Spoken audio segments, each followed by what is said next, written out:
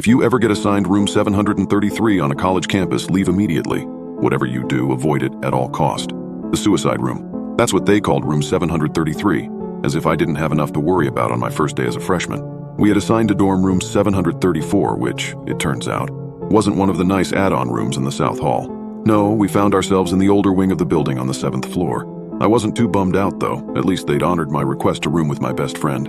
Lydia and I spent most of the morning moving ourselves in. By the time our resident advisor came by, I was taping up posters and Lydia was reading. "Hi girls, I'm Beth," chirped the bubbly blonde girl as she bounded into our room. "I'll be your RA this year." "Hi," I nodded at her.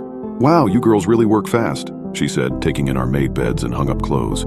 Beth picked up a drawing of Cthulhu that Lydia had done over the summer. She turned it sideways, studying it. "Is this the Kraken from Pirates of the Caribbean?" Lydia glared at her over the top of her book. "So anyway," the RA continued, "I know our hall isn't as new as the South Hall, but trust me, there's a lot of history here. This building is almost 60 years old." "Yes, I can see that," I said, looking around. "The rooms are pretty small." "Well, people were smaller in the 50s, Beth shrugged. "Really?" Lydia said flatly. "Yep, really." Beth pursed her lips and just continued to stand there while the room filled with awkward silence. "So," I said, "the corner room next to us, 733, is it? It looks a lot bigger than our room. Is anyone assigned to that room, or could we maybe—" "Oh, you don't want that room," Beth interrupted.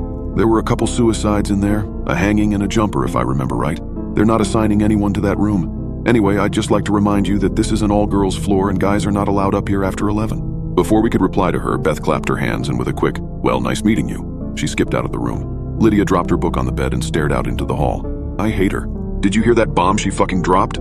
I'm going to call her dumb shit, Beth." "Lydia, seriously? Suicides?" "Oh, Becca, relax. Every college campus has a few suicides." "Yeah, but in the same room?" Lydia sighed. "Really, who cares? It's not our room." "Yeah, I guess." I turned to study the little window in our room. "Can you imagine climbing out of that tiny window and jumping? You'd be alive for at least 5 seconds before you hit the ground."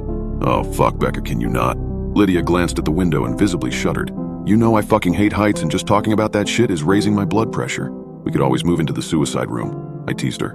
"That one has a window on each wall." "Fuck you." Okay. But seriously, think about it. It would take a lot of commitment to squeeze out of that tiny window." "Yeah, well, remember, people were apparently smaller back then," Lydia mumbled as she pushed her bed further away from the window. Since Lydia was an outgoing and friendly person, we made friends at lightning speed. There were a lot of parties in those first few weeks, at one of which Lydia inevitably met a guy.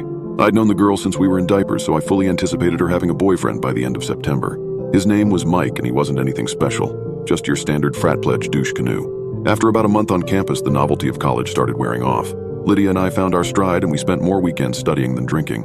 Midterms were coming up in a couple weeks, and I was determined to maintain a 4.0 GPA throughout my freshman year. One night in early October, I was woken up by a loud grinding sound. I sat up in bed and strained to hear it again. Lydia was also wide awake and listening. "Slam, what the fuck?" she mouthed to me.